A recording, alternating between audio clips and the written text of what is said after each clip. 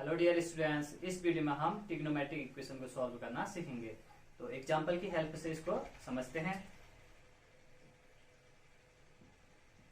Sign x equal to √3/2। X variable के लिए यह एक ट्रिग्नोमेट्रिक इक्वेशन है। तो हमें इसका सॉल्यूशन चाहिए। कहने का मतलब है कि हमें एक्स की वैल्यू निकालनी है। तो सबसे पहले हम इसको भी √3/2 को भी साइन के टर्म में लिखेंगे। तो यहां से हो जाएगा sine x equal to sine π/3। Trigonometric equation को सॉल्व करने के लिए आपको जो मेन एंगल होते हैं उनकी वैल्यू आनी चाहिए, जैसे 0 degree, 30 degree, 45 degree, 60 degree and 90 degree.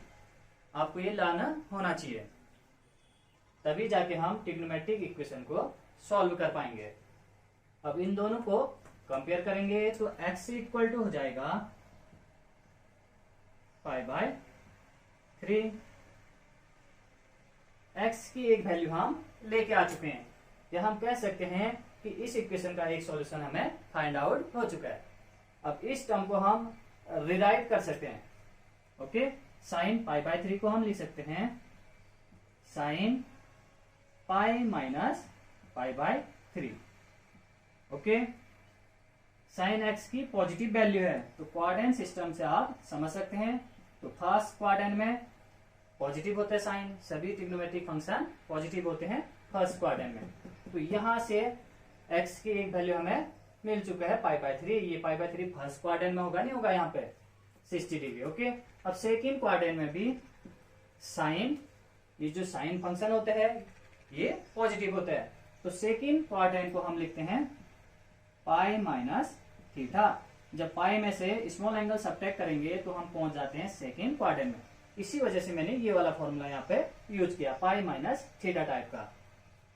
पहले भी मैंने आपको बताया था क्वाड्रेंट सिस्टम से रिलेटेड फॉर्मूले। साइन π - θ इक्वल टू होता है साइन थीटा। तो साइन थीटा को हम इस तरह से ले सकते हैं। वैसे ये साइन π/3 है, इसको हम इस तरह से राइट डाउन कर सकते हैं। इस तरह से लिखने से हमें साइन की पॉजिटिव वैल्यू मिल रही है।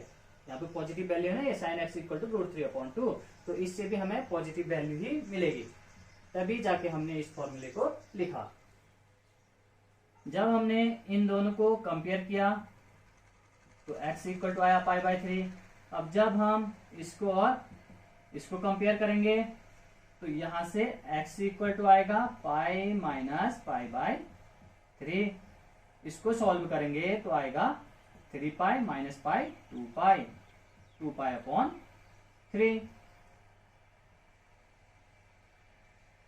ओके, तो x की हम दो वैल्यू लेके आ चुके हैं। इसी तरह से x की बहुत सारी वैल्यू होती हैं। कहने का मतलब है कि ट्रिग्नोमेट्रिक इक्वेशन के बहुत सारे सॉल्यूशन होते हैं। इस वाले क्वाड्रेंट की बात करेंगे हम, फर्स्ट क्वाड्रेंट की। तो यहाँ पे 0 होता है, 2π होता है, 4π होता है। ओके, पहले भी बताया था मैंने आपको, इस लाइन पे इवन वाले होते हैं, ठीक, और इस साइड ऑड वाले। तो अब जब मैं 2π + θ करूंगा तभी साइन की पॉजिटिव वैल्यू मिलेगी। ये साइन एक्स इक्वल टू है sine x equal to sine π/3। Okay, theta की जगह यहाँ पे है π/3। तो हम साइन का फॉर्मूला जानते हैं, साइन 2π + θ इक्वल टू कितना होता है sine theta. 2π + θ means first quadrant में साइन पॉजिटिव होता है। तो थीटा की जगह यहाँ पे है π/3। तो इसको हम लिख सकते हैं साइन π/3 को sine 2π + π/3। Okay, this one equal to sine π/3। तो साइन 2π + π/3 होते हैं साइन π/3। तो इसको हम लिख सकते हैं साइन 2π + π/3। ओके, तो यहां से भी इन दोनों को कंपेयर करके हम x की वैल्यू लेके आ चुके हैं, और इन दोनों को भी कंपेयर करेंगे तो यहां से भी हमें x की वैल्यू मिलेगी। तो x इक्वल टू कितना होगा, 3 × 2 = 6 और 1π 7π हो जाएगा। तो 7π/3। तो x की बहुत सारी वैल्यू हम निकाल सकते हैं। ओके, तो आप इसको समझ गए होंगे। अब देखते हैं principal solution and general solution.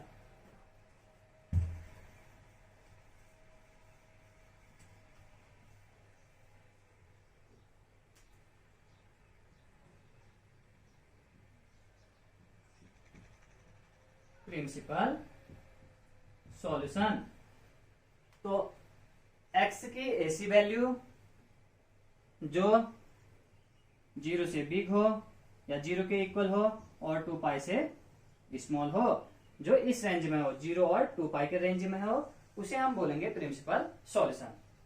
ठीक, तो इस ट्रिग्नोमेट्रिक इक्वेशन के ये दोनों सॉल्यूशन प्रिंसिपल सॉल्यूशन कहलाएंगे, क्योंकि ये दोनों वैल्यू इस रेंज को बिलोंग करते हैं। π/3, 2 π/3, ये दोनों इस ट्रिग्नोमेट्रिक इक्वेशन के प्रिंसिपल सॉल्यूशन हुए। ओके, क्योंकि ये दोनों वैल्यू इस रेंज को बिलोंग करते हैं। इतना आप समझ गए होंगे। और एक और वैल्यू हम लेके आए थे x की, x = 7 π/3। x की ये वैल्यू इस रेंज को बिलोंग नहीं करता है, इस वजह से इसे हम प्रिंसिपल सॉल्यूशन नहीं कहेंगे। ओके, अब देखते हैं जनरल सॉल्यूशन को।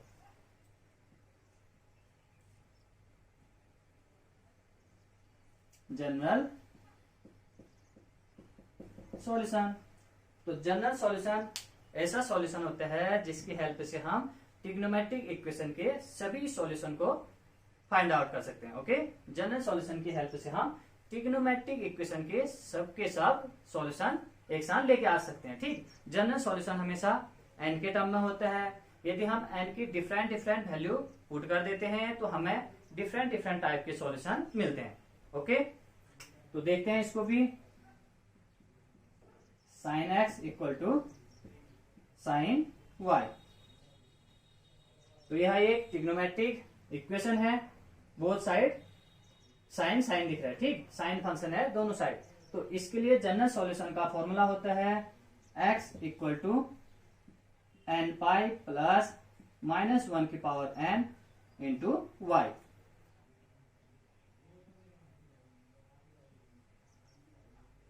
where n belongs to z। यहाँ पे जो ये n है यह इंटीजर को बिलोंग करता है। ठीक है ना, n की जगह पॉजिटिव नंबर भी हो सकता है, 0 भी और नेगेटिव नंबर भी हो सकते हैं। ठीक, ये साइन के लिए था। कॉस के लिए भी देखते हैं general solution. cos x = cos y, तो इसके लिए जनरल सॉल्यूशन का फॉर्मूला होता है x = 2n pi plus minus y।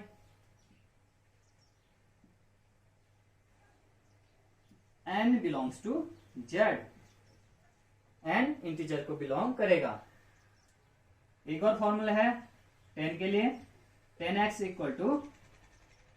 10y, तो इसका जनरल सॉल्यूशन का फॉर्मूला होगा x = n pi plus y, where n belongs to z। Okay, तो इसको आप अच्छे से नोट करें और इसको लर्न कर लें। इन्हीं फॉर्मूले की हेल्प से हम किसी भी ट्रिग्नोमेट्रिक इक्वेशन के जो जनरल सॉल्यूशन होता है उसको लेके आएंगे। इसी एग्जांपल को दोबारा समझेंगे। इसका प्रिंसिपल सॉल्यूशन तो हम लेके आ चुके हैं, अब इसका हम जनरल सॉल्यूशन लेके आएंगे।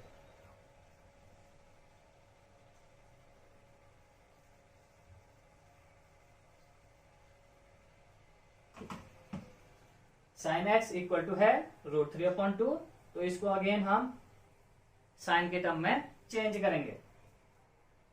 तो sin x = हो जाएगा sin π/3, और इसको हम लिख सकते हैं sin π माइनस π/3।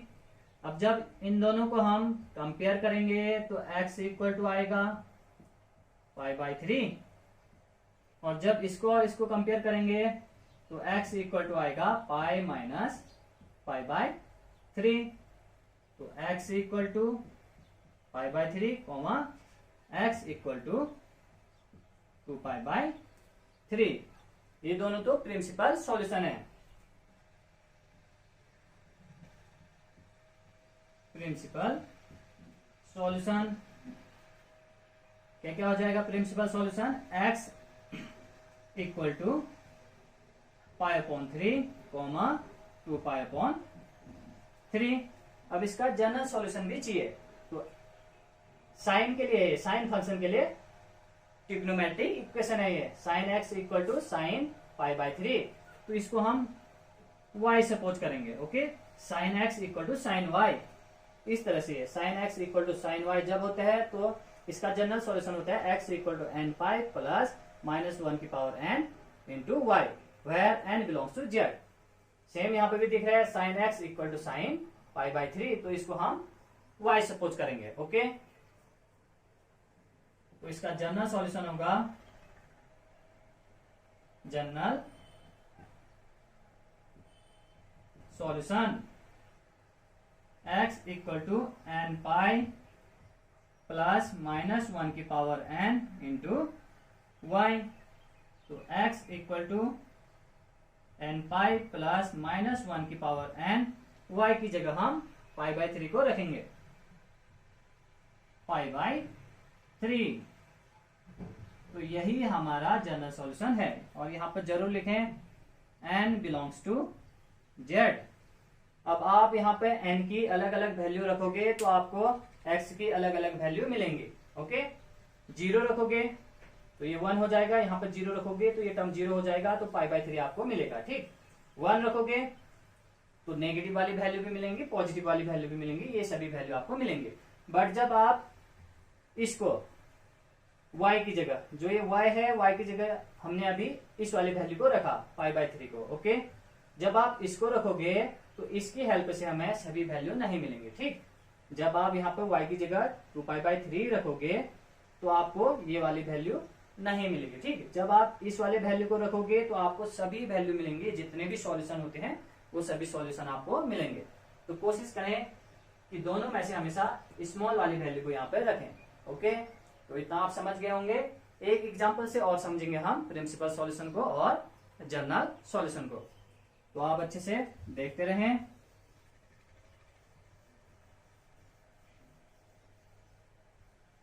और घर में प्रैक्टिस करते रहें।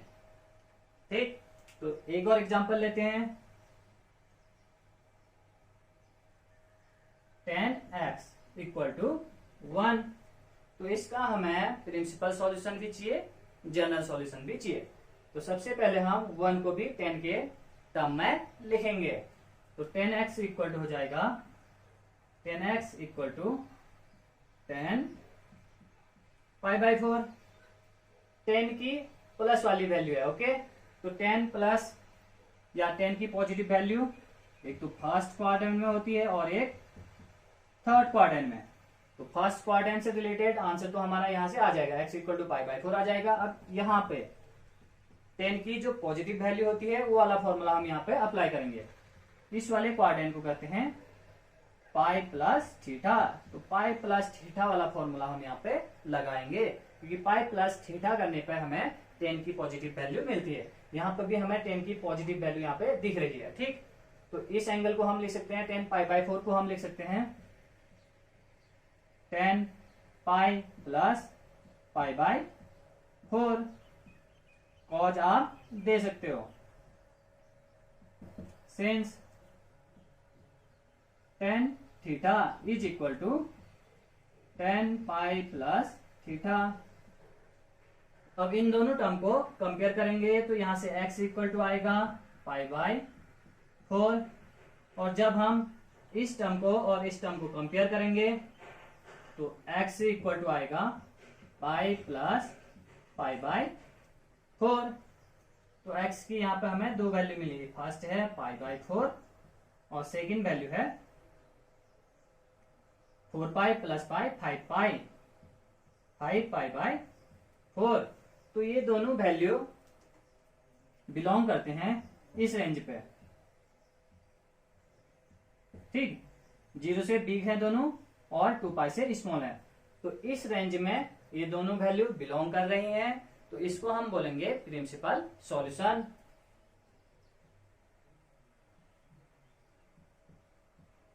प्रिंसिपल सॉल्यूशन, तो प्रिंसिपल सॉल्यूशन है x इक्वल टू π/4 5π/4। ये x की यहाँ पे हम बहुत सारी वैल्यू निकाल सकते थे, ठीक, कोऑर्डिनेट सिस्टम इसी तरह से फॉर्मूला अप्लाई करके। अगर यहाँ पे हम 2π प्लस थीटा भी कर देते, 2π, ठीक, 2π प्लस थीटा मीन्स ये 2π यहाँ पर आता है, 2π प्लस थीटा करते हैं तो हम फर्स्ट क्वाड्रेंट में पहुंच जाते हैं। फर्स्ट क्वाड्रेंट में 10 पॉजिटिव होता है। यहाँ से भी हमें 10 की एक और, या इस ट्रिग्नोमेट्रिक इक्वेशन की एक और वैल्यू फाइंड आउट होती है, या x की एक और वैल्यू हम निकाल सकते थे, ठीक। 2π यहाँ पे यूज करते हैं, तो 2π प्लस पाई अपॉन 4, तो 4 टू जा 8π प्लस पाई 9π/4। इस तरह से बहुत सारे सॉल्यूशन हो सकते थे, बट हमने यहाँ पे सिर्फ 2 ही सॉल्यूशन निकाला। प्रिंसिपल सॉल्यूशन हमेशा 2 ही होते हैं, ठीक, 1 2, सभी ट्रिग्नोमेट्रिक इक्वेशन के 2 प्रिंसिपल सॉल्यूशन होंगे। अब जनरल सॉल्यूशन देखते हैं।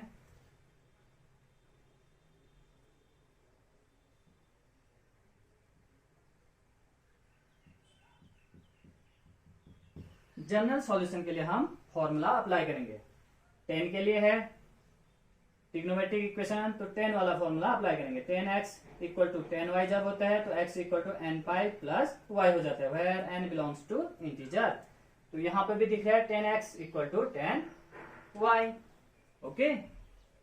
तो y की जगह है π/4, ये हमेशा इसको हम y सपोज करेंगे, पहली वाली वैल्यू को, ठीक, x इक्वल टू π/4 को हम y सपोज करेंगे। तो इसका फॉर्मूला होता है जनरल सॉल्यूशन का x equal to nπ plus y, n belongs to z, nπ plus y की जगह है π/4, ये यहां से भी आप कंपेयर कर सकते हैं। 10x equal to 10y, y की जगह π/4 लिख देंगे।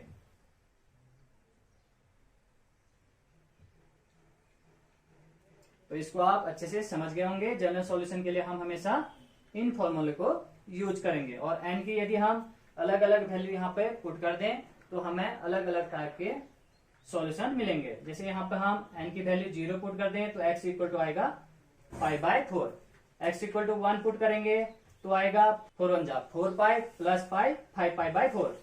तो जनरल सॉल्यूशन में प्रिंसिपल सॉल्यूशन भी आते हैं। तो इसको आप समझ गए होंगे, तो अच्छे से इसको नोट करें और प्रैक्टिस करते रहें। नेक्स्ट वीडियो में हम सॉल्व करेंगे एक्सरसाइज 3.4, ओके।